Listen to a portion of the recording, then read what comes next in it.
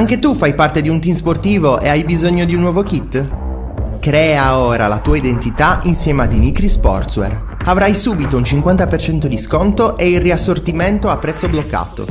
Oltre 300 sono le società che si sono già affidate a noi. E tu cosa aspetti? Contattaci subito al 379 244 8537 o entra su dinicri.com.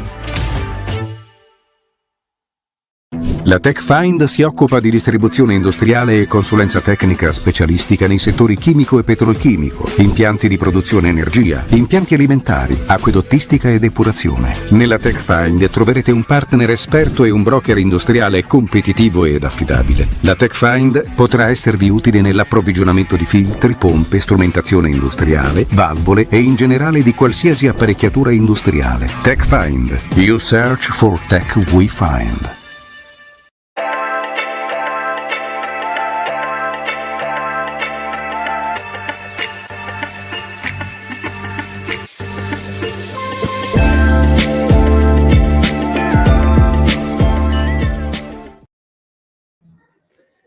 Bentrovati amici di Trick and Roll di 131 e di Basketland, nuovo appuntamento con la rubrica settimanale dedicata alla pallacanestro isolana. Come capite anche quest'oggi in trasferta, ma non vi svelo troppo, parto subito con le presentazioni per farvi capire dove siamo. Con me ovviamente c'è Nando Gura. Ciao Nando, buonasera. Buonasera, bentrovati. Ma soprattutto a farci compagnia, ringraziamo anche per l'ospitalità, il presidente della Ferrini, Alberto Zoncheddu. Ciao Alberto, buonasera. Ciao, buonasera e grazie per averci coinvolto.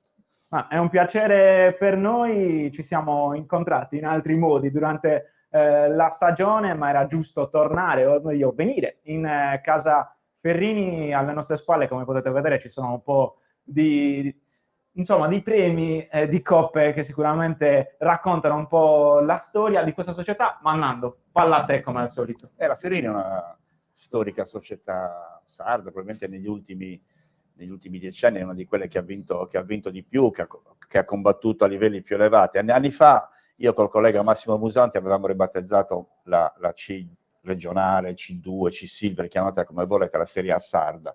E non è un'esagerazione, perché questo campionato, grazie proprio alla presenza di società come la Ferrini, ha sempre saputo catturare grande interesse. E in questi giorni, siamo qui anche per questo, si stanno disputando i playoff, partite combattute, partite con giocatori di altissima qualità, però la domanda, per andare subito al boccone buono del piatto, è: volete andare in Serie B?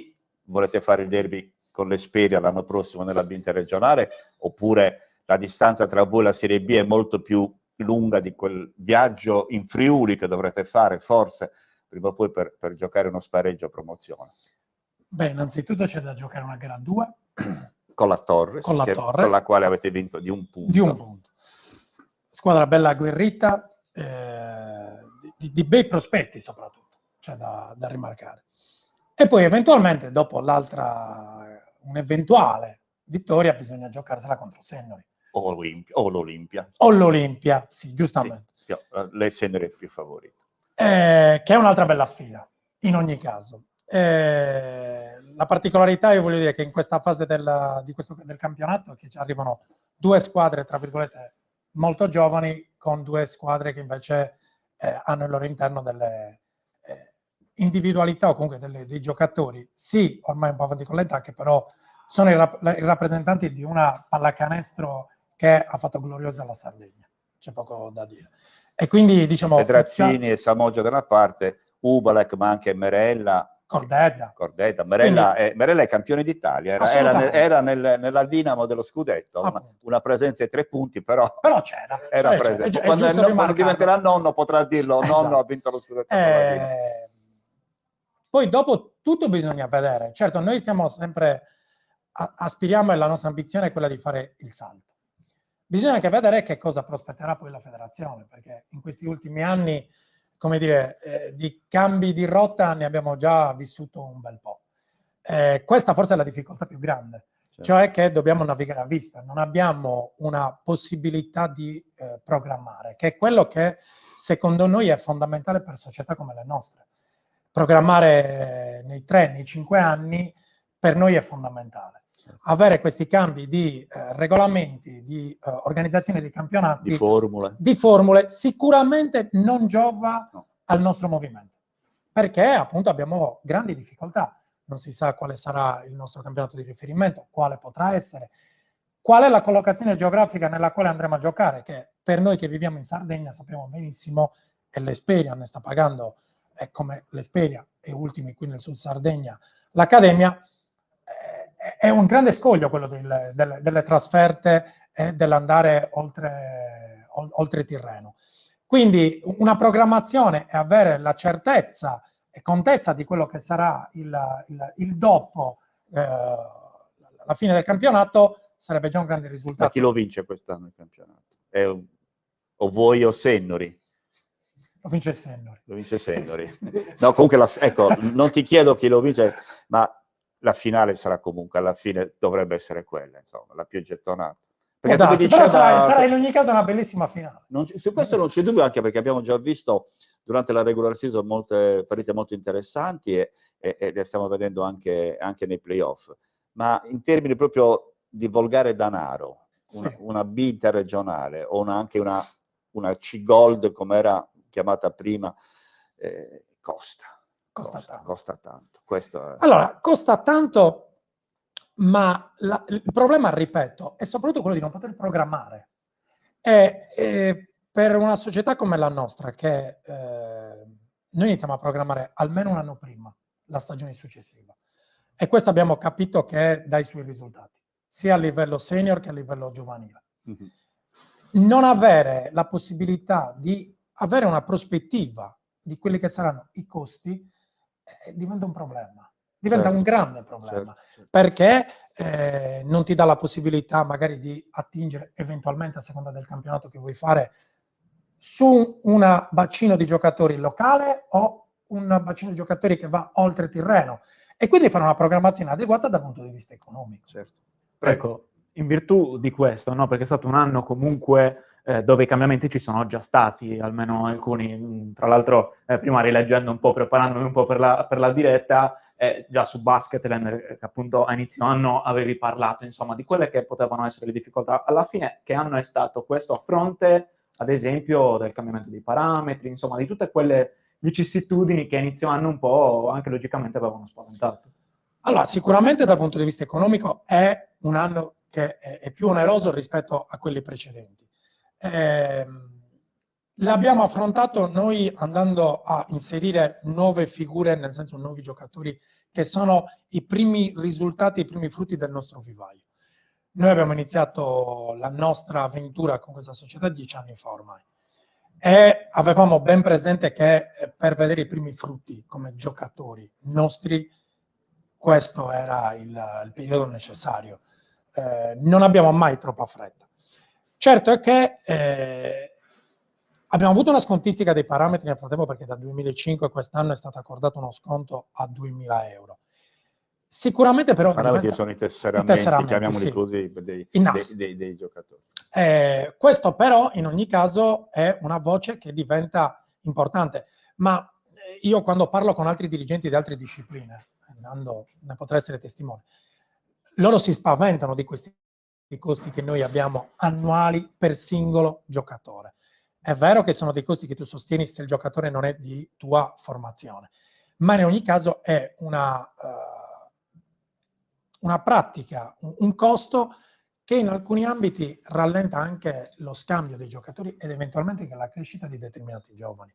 Quindi diventa un grande problema, ed ecco che poi affrontare la B c'è un ulteriore ostacolo, cioè quello dei parametri, che si può ovviare in tanti modi, certo, perché puoi puntare a portare ad attingere da altre realtà anche dei giovani che magari hanno o un parametro al 50% o altre formule, ma il fatto che non ci sia una prospettiva, una possibilità di fare una programmazione rende il tutto più ecco, più voi difficile. Una brutta botta, se non ricordo male, ve l'ha data il Covid. Voi addirittura un anno vi siete fermati, altre squadre avevano più coraggiosamente forse... Ecco, secondo me, se non ricordo male, proprio quel periodo pre-Covid era il vostro momento.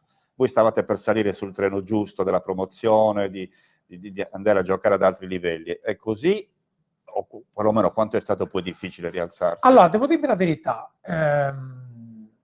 io forse sono stato il primo a chiudere l'attività, ma per un semplice motivo, perché nel momento in cui ho visto il decreto che disponeva la chiusura delle scuole, il giorno stesso, confrontandomi con Alessandro, ho detto, se chiudono le scuole, che è in ogni caso il luogo per eccellenza di formazione dei ragazzi, vuol dire che la situazione è grave. Perché tenere aperto?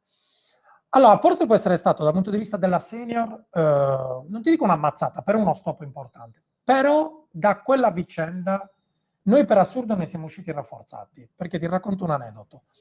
La nostra prima squadra giovanile di quegli anni, che non avrebbe svolto quindi i campionati giovanili, ha continuato ad allenarsi qui con l'Eredisa 4-5 volte a settimana. Non hanno mai mollato. Per un anno intero si sono allenati senza avere confronto, senza avere la partita, come veramente come dei forsennati. Da lì abbiamo capito che molto probabilmente stavamo percorrendo la strada giusta con le giovanili. E ti dico, è vero, forse per la senior quello c'è stato un piccolo intoppo, ma è stato in là per quello che è stata poi la programmazione nostra col settore giovanile. Certo. Quindi da una situazione di difficoltà abbiamo trovato delle grandi energie anche su come iniziare a gestire e investire sul settore giovanile. Ecco, da questo punto di vista, insomma, quello che volevo chiederti è appunto, come diceva anche un po' Nando, un bilancio di questi 10 anni, ne hai parlato prima. Sicuramente al di là dei risultati della prima squadra, che comunque rimangono e restano molto positivi, però vedere una squadra come quella Under 14 che gioca a livello regionale, si guadagna la semifinale regionale, insomma, è una soddisfazione importante per voi. È una soddisfazione enorme. Devo essere sincero, negli ultimi anni stiamo provando l'ebbrezza di vedere questi piccoli atleti che diventano magari dei giocatori di basket. L'analisi di questi 10 anni non può che essere positiva.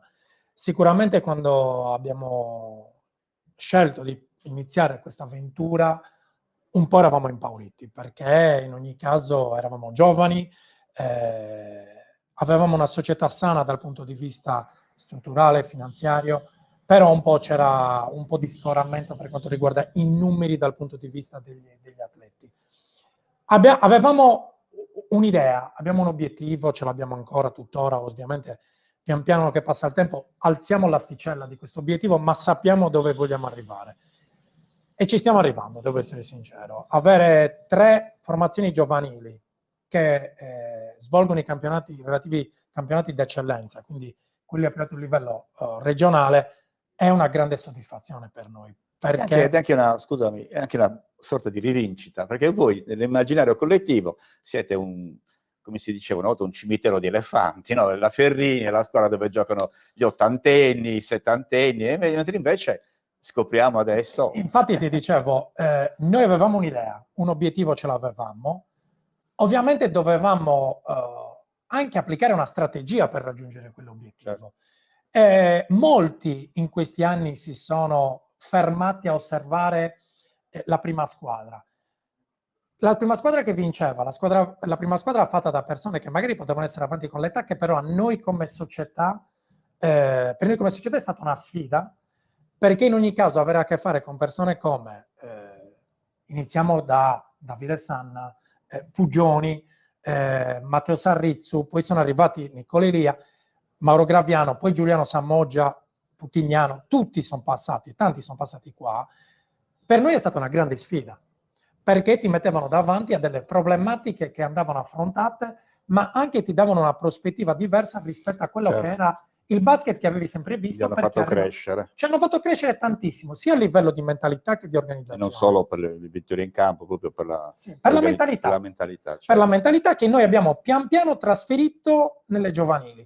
Ecco, molti si sono fermati a vedere solo la prima squadra, ma noi sotto, nella base, noi sapevamo cosa stava avvenendo. Sì. E comunque va detto che un ragazzino o 100 ragazzini che vengono qui a fare attività giovanile, che vedono 3 volte alla settimana Maurizio Pedrazzini che si allena con quella serietà, con quella costanza, come se fosse un giovane che deve ancora emergere, io credo che sia un messaggio potentissimo. Certo, poi i giornali non ne parlano, vi dicono solo che siete vecchietti, però dietro queste di questi giocatori c'è anche un esempio da imitare. Ma io ti dico, hai colto nel segno, avere un Pedrazzini, avere appunto quelli che hai citato, o un Niccolò Elia che adesso ha un altro ruolo, ma noi scherzando diciamo un'antologia del basket, Nicola. Il ragazzino che inizia, un ragazzino che si sta affacciando alla pallacanestro agonistica, avere questi punti di riferimento per noi è fondamentale, ma perché sono degli esempi come persone e come giocatori. E in questo periodo rimarchiamo questo aspetto in cui tutto è molto fluido. Avere davanti a te, tu che sei un ragazzino che vivi nel mondo dei social, avere davanti invece dei giocatori che si sono formati e che hanno ottenuto anche dei risultati che ovviamente sono oggettivi, ti dà molto probabilmente quella concretezza e quella magari quella immaginazione che tu hai di voler diventare un giocatore, non si sa che livello, ma un giocatore, e ce l'hai lì davanti. Fa porre degli obiettivi, che un po', insomma, ricordando anche quando insomma, ho iniziato io a giocare, pur vedendo qualcuno che si allenava, che magari sapeva giocare a pallacanestro, insomma, ti faceva dire io voglio arrivare là, magari era poco, però era qualcosa di importante e cominci a imparare cosa vuol dire magari anche il sacrificio, o comunque avere degli obiettivi in generale, vale per lo sport e vale anche per tutti gli altri campi, perché anche quelli restano importanti. Vorrei andare per un attimo, per concentrarci un po' su quella che è la pallacanestro, appunto il campo, perché come hai detto all'inizio, arrivate da una vittoria in semifinale in gara 1 contro una Torres che durante tutto l'anno ha mostrato insomma le sue qualità. Ti chiedo che gara 1 è stata, ma dall'altra arrivate anche da un quarto di finale che comunque ha testimoniato come il campionato quest'anno in generale non sia stato comunque una passeggiata, tra virgolette. Assolutamente, e poi chi conosce i playoff sa che i playoff sono un altro campionato. Gara 1 in casa è la peggiore, infatti voi l'avete vinta. Allora, il campionato è stato un campionato duro, c'è poco da dire. Il proseguo, gara 1 è stata una gara 1 dove la Torres ha mostrato tutte le sue qualità. Adesso si parla sempre del gruppo, però c'è da evidenziare che Dore ha iniziato proprio bene. Sarà altrettanto tosta lì. Io penso che ci sia anche un aspetto psicologico, che sicuramente chi ha più esperienza ha il vantaggio di avere una maturità e una freddezza nei momenti cruciali. E comunque bella in casa. Bella in casa, assolutamente. Ma la freddezza di giocatori come Pedro, di Giuliano Sammoggio, di Mauro Graviano sono quel plus che ti arriva nel momento finale, nel momento clou della partita, perché sanno cosa fare in quel determinato momento e hanno la freddezza di fare quella scelta, la scelta giusta. Sì. Poi, ovviamente, non è detto che la palla entri, però tu sai che stanno facendo la scelta giusta e Nando può essere testimone. La pallacanestro è uno sport di scelte che devono essere fatte al momento giusto. Sì, no, bisogna anche realizzarla pure la scelta, perché uno può anche prendersi un tiro e fa bene, però se non mette la palla nel buco. Questo. Ma allarghiamo un attimo il discorso. La Ferrini, quanti tesserati ha, quanti campionati fa, anche il settore solo maschile o anche femminile? Allora, noi in questo momento sfioriamo quasi 200 tesserati. Facciamo quasi tutti i campionati giovanili, di cui 3 che sono quelli d'eccellenza, dove facciamo l'Under 14 d'Elite, l'Under 15 d'eccellenza, l'Under 17 d'eccellenza. La femminile, da quest'anno abbiamo iniziato una collaborazione reale con il Gabbiano e il nostro gruppo giovanile femminile è stato convogliato verso il Gabbiano. La base continua a fare anche, per esempio abbiamo le Gazzelle, continuiamo a coltivare anche ovviamente il settore femminile. Abbiamo tante bimbe. Siamo molto felici perché se andiamo a vedere i numeri, soprattutto della base, noi iniziamo dai 3 anni, dove facciamo attività ludico-ricreativa che poi è di preparazione a qualsiasi attività ovviamente sportiva. Poi noi speriamo che continuino tutti a fare basket, però. E quei gruppi lì alla fine sono quasi 50-60 bambini. Ma secondo te, Quarto è la terza città della Sardegna, c'ha 70, 80, non lo sapete neanche 70 voi. Ecco, però una volta io ho visto una cosa, che Dertona Sì. ha gli abitanti di Serargius, 28.000, eppure Dertona gioca in Serie A con grandi ambizioni alla maschile e ha anche uno squadrone a livello femminile. Ecco, quindi non è importante il numero degli abitanti, ma il fatto che tu sia tu presidente sia un miliardario o uno un po' più povero. Ecco, cioè, è necessaria una figura come è stato per esempio Stefano Sardara a Sassari, c'è la figura di uno che può dare soldi, oppure se no, altrimenti vivere anche in una città di Porto Sant'Elpidio, che è la squadra migliore, Porto Recanati, che è la squadra migliore del girone Respiria, e non è neanche Recanati, è Porto Recanati, cioè è una frazione, immagino, di Recanati, sono cittadine da 2-3 mila abitanti, ecco, quindi questo ci mette un po' in confusione, cioè cosa bisogna fare per uscire? Allora, si possono percorrere due strade. Una, come hai detto tu, tanti soldi. È vero, sembra quasi anche la strada più facile. Ma andando ad analizzare quelle che sono le realtà oltre Tirreno, che secondo me è la grande differenza tra, definiamolo il continente e noi, è che lì fanno sistema. Hanno la capacità di unirsi per un fine. Come hai detto tu, 77.000 abitanti, adesso non ricordo, 300 e passa nati l'anno scorso. Fai i numeri, hai circa un bacino di, per i primi 6 anni, 1.800 bambini. L'unione fa la forza. Certo, sì. E se parliamo a livello commerciale, noi siamo il 2,3% del mercato nazionale. Se questo 2,3% continua a farsi la lotta intestina, noi non andiamo da nessuna parte. Certo. Se invece si trovasse il modo per fare sistema in rete reale, molto probabilmente non per la bandiera di una singola società, ma la rappresentanza di un territorio e soprattutto il dare la possibilità ai ragazzi di affacciarsi a dei contesti più ampi, molto probabilmente anche più ambiziosi. Certo. Uno dei problemi, per esempio, secondo me, ritorno al discorso della possibilità di confrontarsi con l'esterno e di spostarsi, è il fatto che le nostre squadre giovanili fanno solitamente tutto il percorso di crescita confrontandosi solo ed esclusivamente con squadre del territorio. Sì. Ecco, il nostro obiettivo per i prossimi anni sarà quello di iniziare a far confrontare le nostre giovanili con delle realtà oltre Tirreno. Perché? Per organizzazione, per struttura fisica, per capacità tecniche. Non lo so, però sembra che noi abbiamo un determinato gap.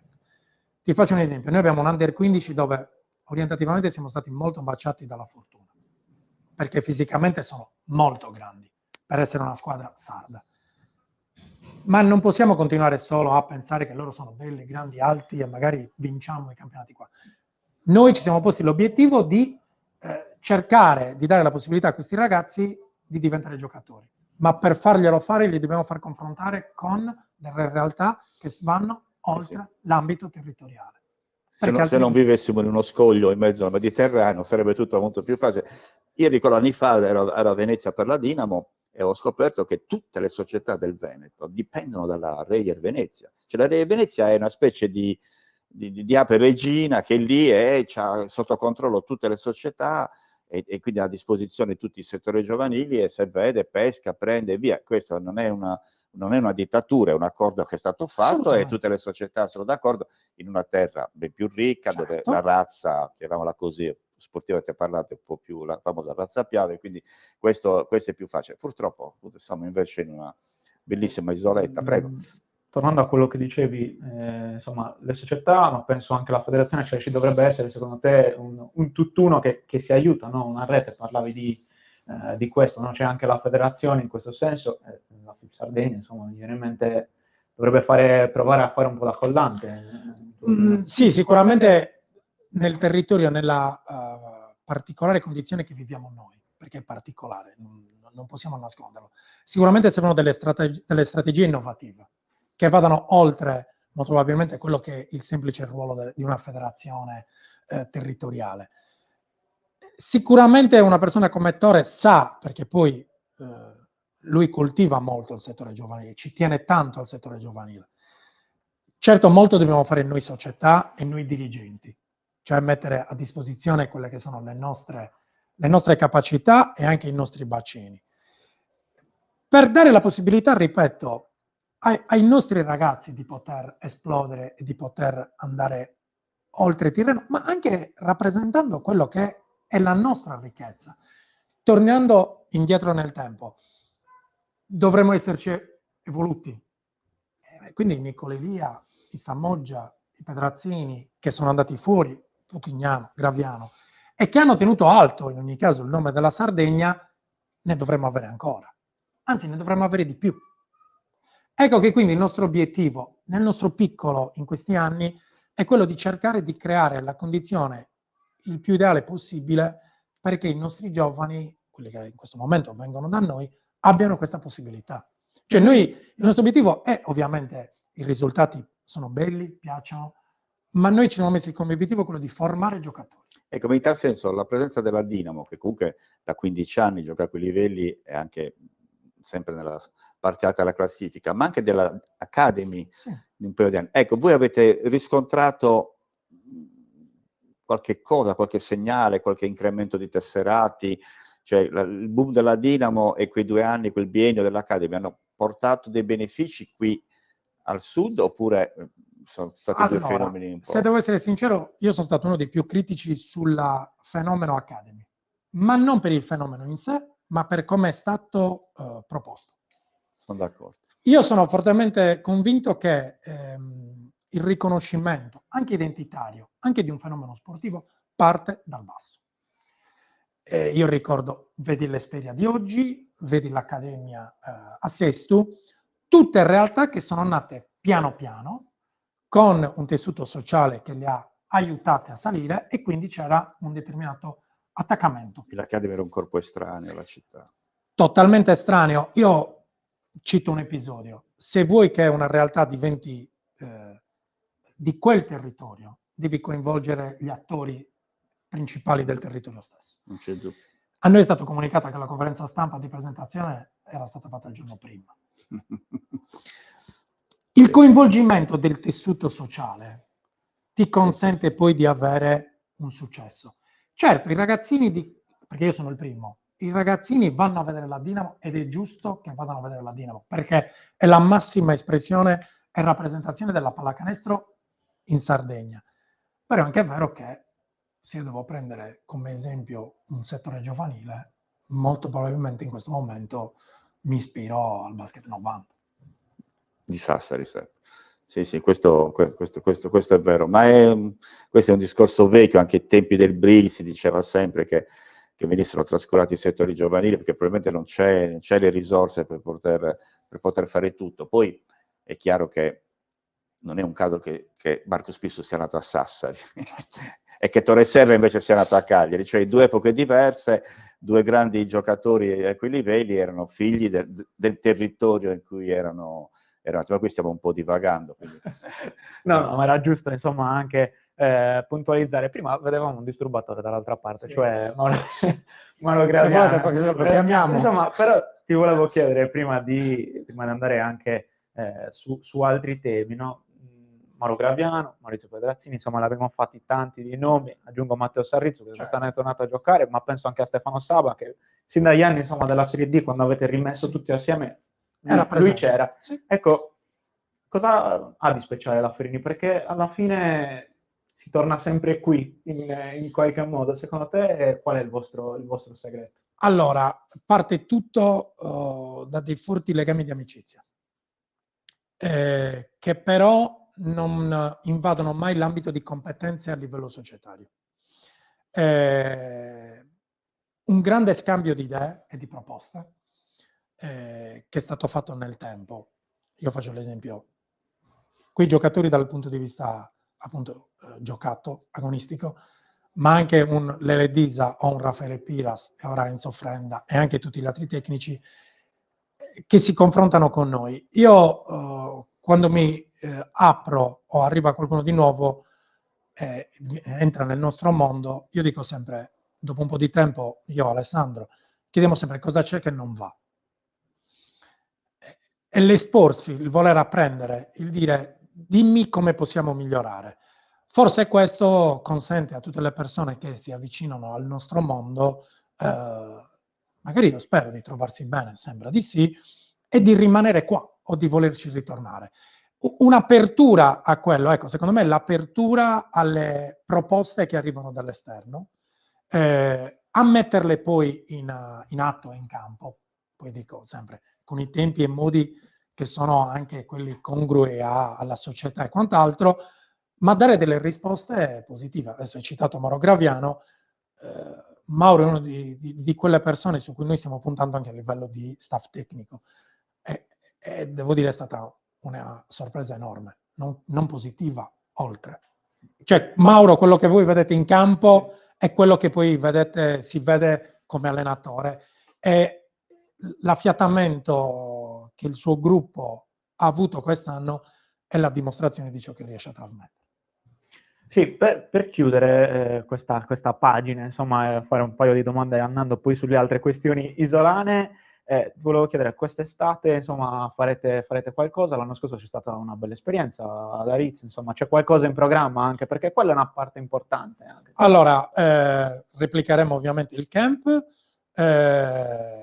Sì, noi stiamo pensando, l'estate scorsa abbiamo fatto anche un altro evento che è passato un po' in sordina, però abbiamo partecipato e abbiamo organizzato la parte sportiva di Pataquarto.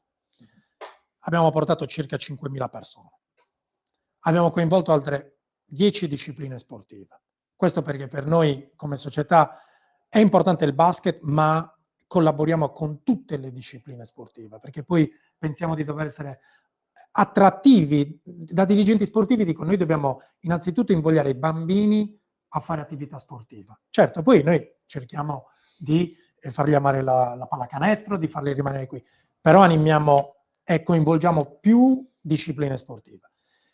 Faremo quello, terremo aperta la palestra come l'anno scorso per quanto riguarda le attività individuali, e vediamo se rifacciamo Pataquarto. Diciamo che continuiamo a essere attivi. No.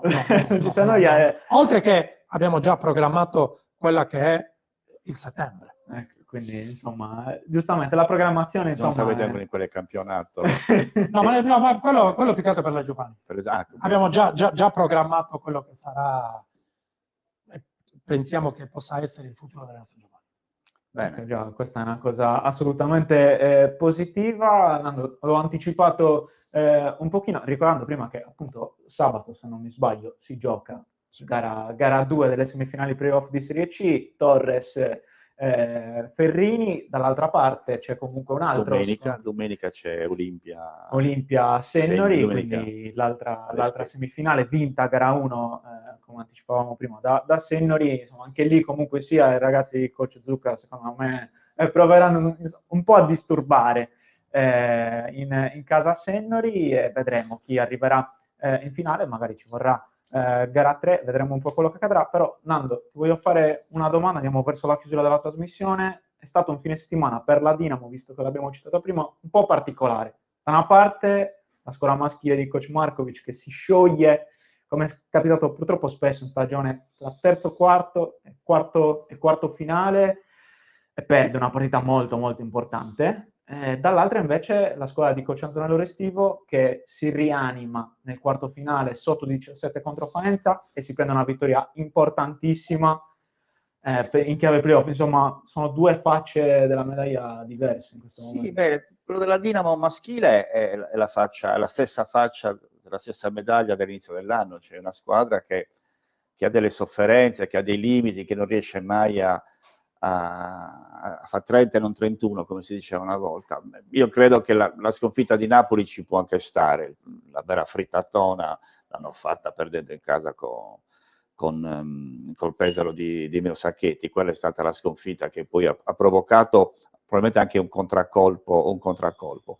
Noi abbiamo visto, insomma, che il successo di una squadra non è dato dalla somma così, no, del valore dei giocatori, però questa squadra qui che ha cambiato playmaker, ha cambiato allenatore, ha perso il capitano per strada, ha avuto molti infortuni, è una squadra che non è mai riuscita ad avere una sua identità, e l'abbiamo visto tante volte, andare avanti sopra di tanti punti, poi crollare dopo l'intervallo. Quindi questa è la riflessione che deve fare la società in questo momento, alla vigilia, mancano 3 partite ancora mi pare, è quasi impossibile che possa arrivare nei playoff, c'è l'8° posto, perché ha degli scontri diretti, quindi un discorso che abbiamo fatto 1000 volte. La Dinamo ha battuto Milano, Bologna, Venezia e Brescia, ma sono risultati che poi sì, fanno classifica, ma non fanno playoff. Mentre la Dinamo femminile sta dimostrando di avere, a differenza di quella maschile, un pochino più non di temperamento, ma insomma un'ambizione forse un po' diversa, che potrebbe portarla a fare i playoff. Poi se tu fai i playoff da 8°, sia in campo maschile che femminile, comunque ti ritrovi al primo giro o con Milano o con Virtus Bologna in campo femminile, o con la Reyer o con le ragazze di Schio, quindi la cosa è molto problematica, però fare i playoff anche da 8° è come fare il Final 8 di Coppa Italia o fare il Final 4 di Supercoppa, cioè sono quelle cose che poi puoi attaccare, come vediamo qui, nella parete e fanno curriculum. Se tu fossi un lavoratore, insomma, ti presenti un curriculum dove c'è scritto che hai fatto i playoff, anche se poi hai perso il primo turno, è sempre una cosa che fa carriera e curriculum. Sì, ecco, l'impressione, Alberto, ti chiedo un commento, insomma, in generale, magari sul campo maschile, l'impressione è che anche in Serie A, visto anche quello che succede, magari ai piani inferiori, penso al caso di Trapani, ne abbiamo parlato un po' di volte, insomma, che il livello si stia sempre di più alzando in generale, proprio. E per le società, anche, penso alla Dinamo, ma penso anche a piazze storiche come Pesaro, perché una piazza come Pesaro che lotta per non retrocedere, insomma, fa impressione. Se non retrocede Pesaro, retrocede che ha vinto lo scudetto, può retrocedere Treviso che ha vinto lo scudetto, potrebbe retrocedere Varese che ha vinto lo scudetto, quindi stiamo parlando di un movimento dove chi non vince viene punito e la storia non conta niente. Allora, sicuramente quando si parla di professionismo ai livelli più alti, quella componente, cioè quella economica, diventa sicuramente fondamentale. Anche se poi, come dice giustamente Nando, non è la sommatoria dei giocatori a fare la forza e la valenza di una squadra, ma e neanche il budget, perché la Dinamo ha vinto lo scudetto, esatto, con un budget che era un quinto. È l'alchimia che si va a creare. Avete fatto l'esempio prima della Dinamo Women. Sicuramente avere un allenatore che sta da tanto tempo ormai all'interno dell'ambiente e che quindi lo sente proprio, aiuta e agevola. Antonello Restivo aiuta e agevola, secondo me, perché poi quello è applicabile a qualsiasi ambito, aiuta e agevola quello che è la creazione pian piano di un clima vincente, o comunque che ti consente di stare ai livelli più alti. La Dinamo maschile purtroppo, perché purtroppo il cambio dell'allenatore, le varie vicissitudini all'interno dello spogliatoio di giocatori che sono cambiati e quant'altro, non agevola. Sì, si sta andando sempre a un livello più alto, perché ci sono quelle che sono avanti che stanno innalzando sempre l'asticella, la stanno innalzando, mettendo sempre più a correre una quantità di denaro sempre più alta, voglio dire. La Virtus Bologna e l'Olimpia ne sono la dimostrazione. E hanno dietro il signor Segafredo Zanetti e il signor Armani. Giorgio Armani. Voglio dire, sono delle realtà economiche a livello mondiale, non neanche nazionale. Assolutamente. Poi, insomma, nei prossimi anni, secondo me, arriverà maggiormente anche Tortona, perché il budget anche in quel caso è molto importante, senza dimenticarci di Venezia. Vedremo cosa farà la nuova proprietà a Pistoia. Insomma, è un mondo abbastanza in fervore. Andiamo a chiudere. Ricordo gli altri risultati importanti di questa settimana di pallacanestro isolana in campo femminile. Per restare appunto in campo femminile, il San Salvatore Seragios, la Tech Fan San Salvatore Seragios, si è assicurata con la vittoria contro la Stella Azzurra Roma in casa il 6° posto in classifica, quindi disputerà i prossimi playoff, obiettivo raggiunto nonostante sia arrivata anche in settimana la rescissione, anzi la risoluzione di Loas Pavret, e quindi Seragios che avrà una lunga in meno, ma la squadra di coach Amadasi proverà a dire la sua nei playoff. In campo femminile, sempre scendendo di un gradino, andiamo in B femminile, dove quest'oggi si giocheranno le gare 2, sia tra Virtus e San Salvatore Seragios, quindi le giovani del progetto giallonero, e Antonianum contro Cus Cagliari. Sia la Virtus che il Cus hanno vinto gara 1, quindi oggi si potranno sapere i risultati, a meno che non si andrà in gara 3 con il pronostico tra Cus e Antoniano, soprattutto quello più in bilico, ma vedremo quello che accadrà tra poco più di mezz'ora. Siamo lì, stiamo arrivando all'orario giusto. E poi Esperia, siamo stati all'ultimo impegno esperino in casa, una vittoria importante nella classica maniera dell'Esperia, giocando a una intensità pazzesca. Mi sento di dire il giusto modo per salutare il pubblico di fede cagliaritana, mentre l'ultima partita sarà contro Pesaro questa domenica, e poi sarà tutta progettualità per il futuro. Bene, io ringrazio chiaramente Alberto Zanchedu per essere stato con noi e per averci ospitato. È stato un piacere, davvero. È stato un piacere avervi qua, è veramente una bella chiacchierata. Grazie, è stato veramente un piacere. Grazie a Nando Mura, come al solito. Grazie a Basketland, con cui portiamo avanti questo progetto. Grazie anche a Francesco Aresu in regia. Lui non vuole, ma io lo ringrazio sempre perché è giusto così, e vi do appuntamento alla prossima puntata di Click and Roll. A presto.